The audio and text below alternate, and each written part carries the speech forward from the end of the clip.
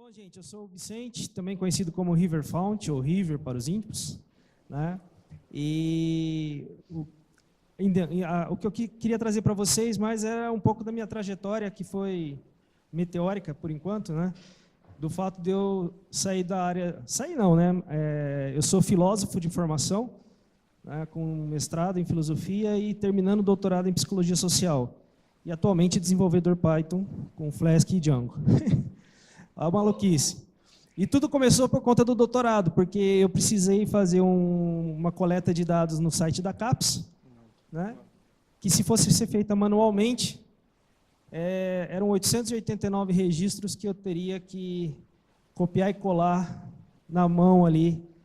Aí eu descobri um camarada chamado Python, né? Uma bibliotequinha chamada Requests, e eu consegui em 5 minutos ter todos os dados no meu banco e ainda fazer lá umas queries malucas para fazer um pouco da estatística do negócio. Foi super simples, mas o suficiente para me apaixonar pela linguagem. E hoje, além de professor da Federal de Rondônia, né, sou de longe, estou trabalhando com o Renzo, home office. Meu primeiro trampo é home office, né, e é isso. Obrigado.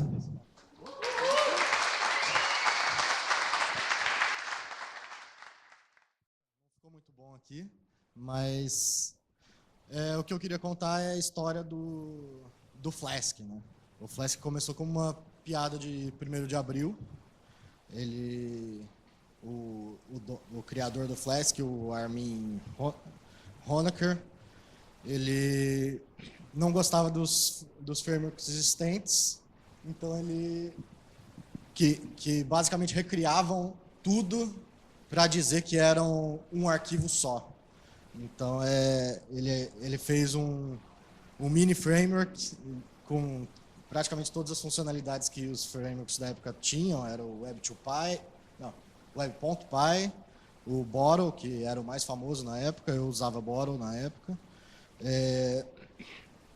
E ele chamou de Denied. Denied foi o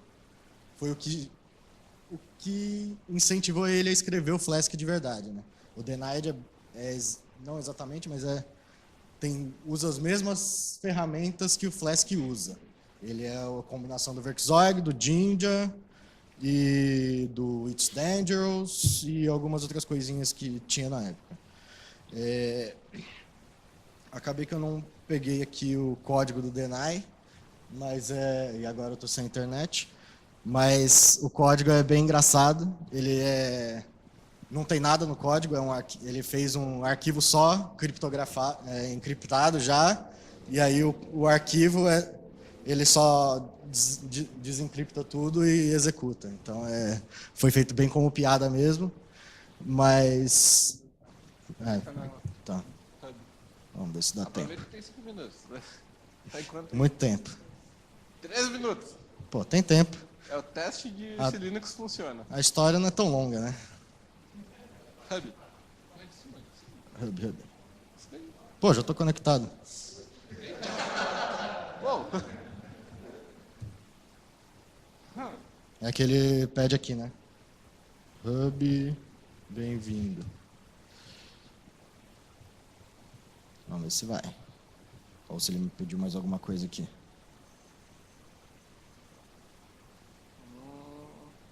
Foi. Não vai dar muito também aqui que eu... Vamos ver se eu consigo. Ctrl mais. Não, o problema é o... Ctrl mais resolve. Vai? Não, ele tá todo zoado. Ixi, vai. Aí, ó. Beleza. Nossa.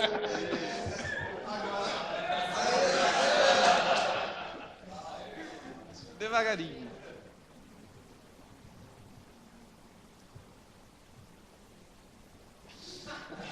Eu vou conseguir. Eu tenho 3 minutos para isso. Aqui, então, ele é só um monte de voltas para criar o arquivo, que é o arquivo de verdade está aqui embaixo. If0, source igual a não sei o quê. E eu não consigo nem entender o que isso faz exatamente, mas aqui é a string que aqui em cima ele lê, if source igual a 0 ele pula, senão ele lê e depois dizipa e faz as coisas dele. Então realmente foi feito como uma piada, foi criado por um Eric Lahavre, que é um cara que não existe, que é o Armin que estava fazendo isso. E aí logo depois ele percebeu que o Flask seria uma coisa interessante, as pessoas gostaram e as pessoas queriam usar esse deny. Então logo depois, isso aqui é da palestra dele, não é, eu só copiei a apresentação. Aqui ele fala um pouco de como isso foi uma piada. A documentação do denied, se olhar aí o exemplo de código dele, se ninguém te contar, isso é o Flask, né? E realmente era bem igual. E ele explica as motivações, que são... Todo mundo se baseava em um exemplo minúsculo para justificar um arquivo único que, na verdade, não resolve nenhum problema real. Resolve, mas não o problema que um framework web deveria resolver. E aí ele fez um screencast, tinha o exemplo SQL. Boa tarde para todo mundo.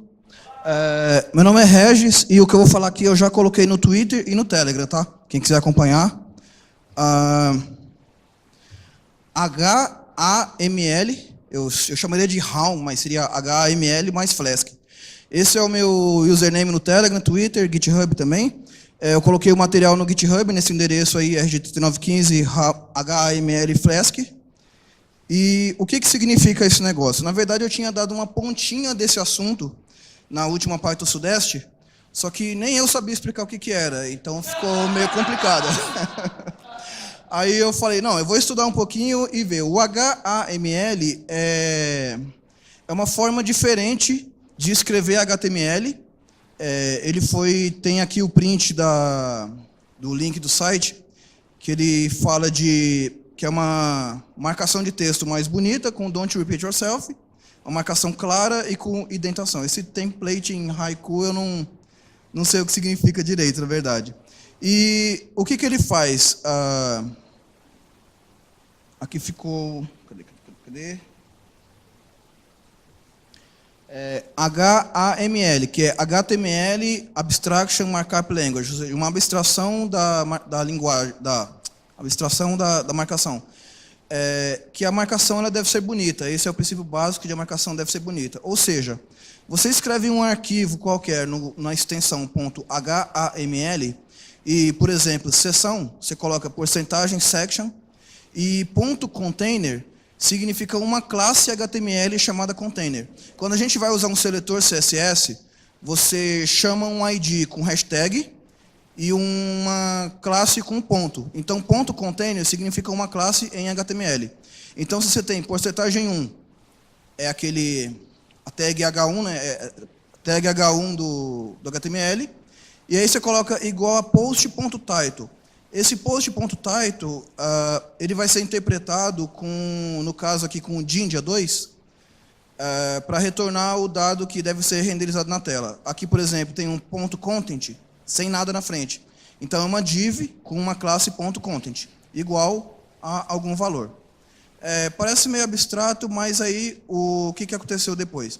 Em 2010, o Jesse Miller criou o HAML Py, ou seja, para converter usando o código Python.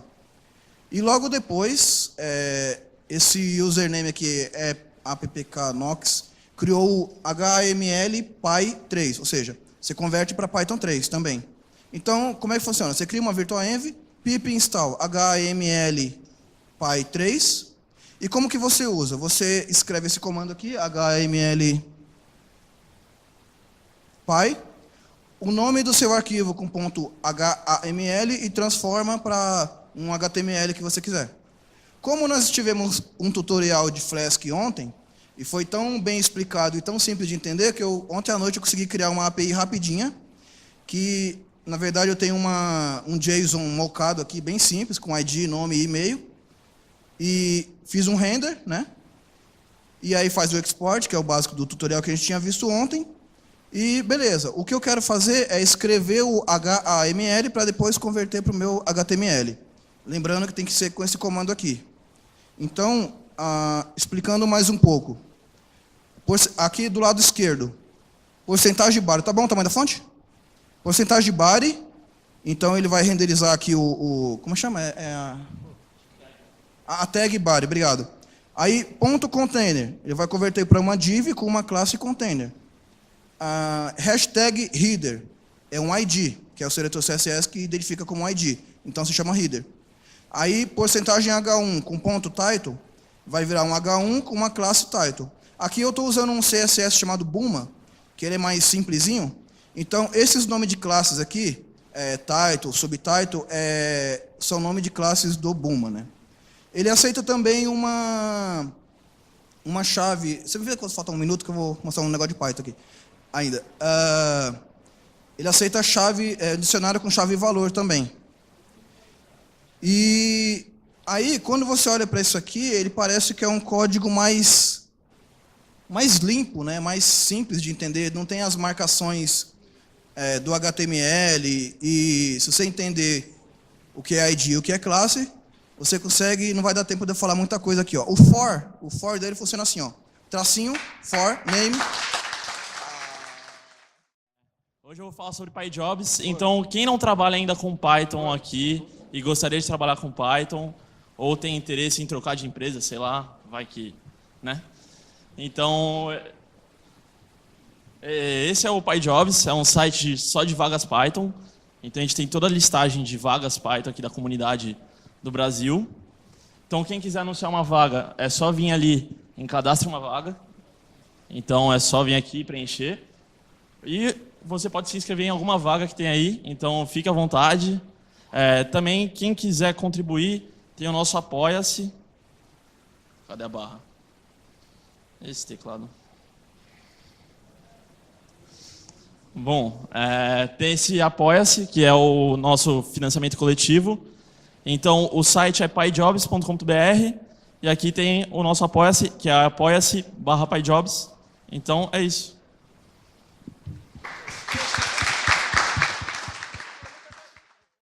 O computador não é meu, entendeu?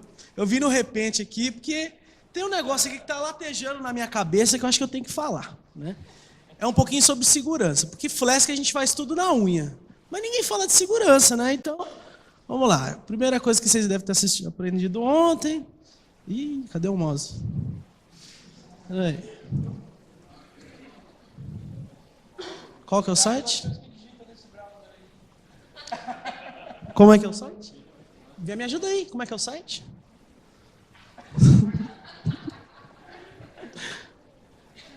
Às vezes as coisas no computador dos outros é complicado. Olha aqui, beleza, hein?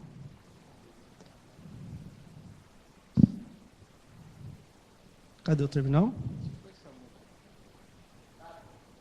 Dele, como é que você usa o negócio?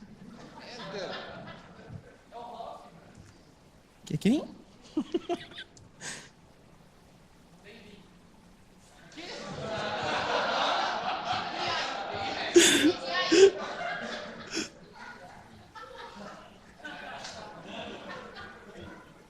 Subi aqui só pra passar vergonha, tá ligado? Maria. Tá, a gente chega lá. A gente chega lá.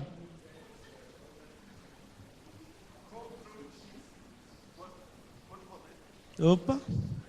Sumiu! Ctrl X, gira o mouse em direção.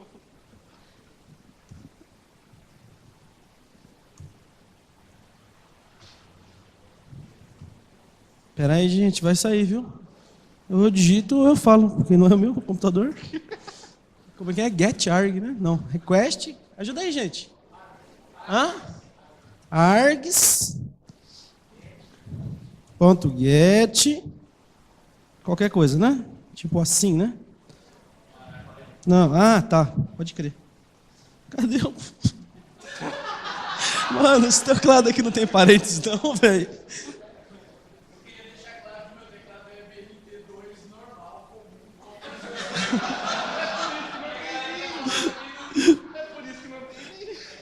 Ah, do jeito mais porco possível, vai lá. Não acho 2 pontos. Oh, faltou?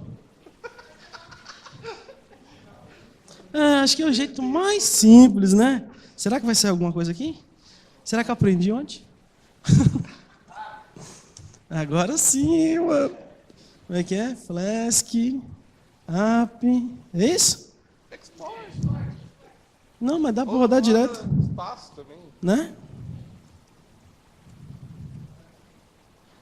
Beleza, hein? O que ele falou? Quê? Tem que separar. Dá o export. Apaga isso. Tá. Ctrl esquerdo.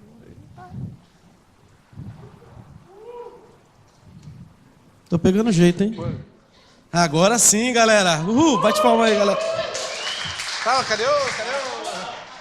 Calma, agora não vai conectar. A gente tá sendo enganado. 80 pessoas enganadas. Velho do céu. Tá, beleza. A gente tem um exemplo bem simples aqui de um Hello World que recebe um parâmetro de get e mostra lá na tela se ele existir, né? Então, vamos usar isso aqui? É Firefox aqui, né? Beleza. Então, eu vou passar um parâmetro aqui. Deixa eu achar aqui cadê a interrogação? Alt. Esse aqui? É o outro alt. GL? Alt direito, cara. Me ensina aqui, mano. É alt da direita. Aham, não. Interrogação. Quando? Aê, tá vendo? Depois fala de mim. Ó, não fui eu. Tá vendo?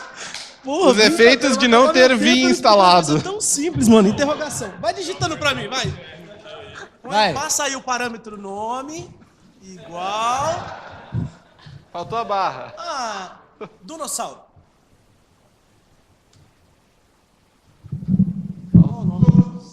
Beleza, arruma lá, viu lá? Peraí.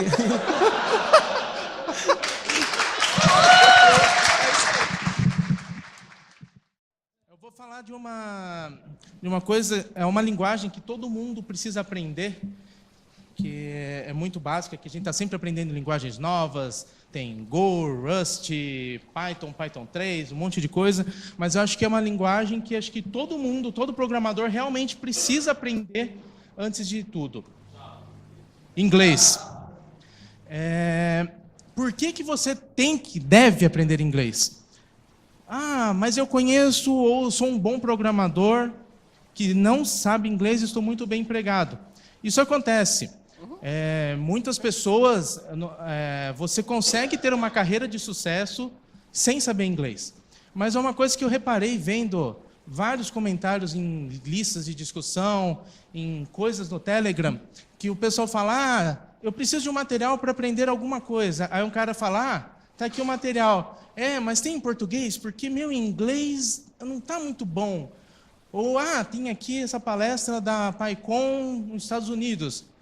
Mas tem alguma coisa em português? E eu vejo isso bastante. Então, eu tenho a impressão, e conversando com outras pessoas, o inglês faz falta. E você tem que aprender porque ele é útil. Não é porque você consegue fazer seu serviço sem, não quer dizer que ele seja útil. A gente aprende várias coisas, é uma ferramenta que você tem para poder trabalhar melhor. Você consegue fazer sem. Por exemplo, você consegue fazer uma peça de marcenaria sem uma serra elétrica. Você consegue fazer ela usando um serrote. Beleza? Só que a serra elétrica é útil, porque ela vai fazer você fazer seu trabalho melhor, mais rápido. A mesma coisa em inglês. Você consegue fazer sem, mas sabendo, ela vai te ajudar a fazer o seu trabalho melhor. E por que o inglês? Esse símbolo é o símbolo do Esperanto, que a ideia é uma língua franca internacional para todo mundo, não é uma língua para substituir as línguas nativas. É uma língua para servir como a forma de contato de como cada pessoa de cada país consegue se comunicar. E isso daqui é bem antigo, de 1887, essa língua foi criada. E o que acontece? Na prática, quem que é a língua franca atual da tecnologia? O inglês. Não adianta. Você pode não gostar, você pode achar feio, mas ponto. É o tipo de coisa que não tem como brigar. Você não vai conseguir mudar isso. O mundo fala inglês na área de tecnologia, não só na área de tecnologia. E o inglês, ele é um facilitador, é uma maneira que facilita o seu aprendizado. Você sabendo inglês facilita você aprender, porque você consegue ter informações que vêm de outras pessoas, de outras culturas. Você não fica limitado só ao que é gerado nas pessoas da sua cultura, do seu país ou de pessoas que falam o seu idioma.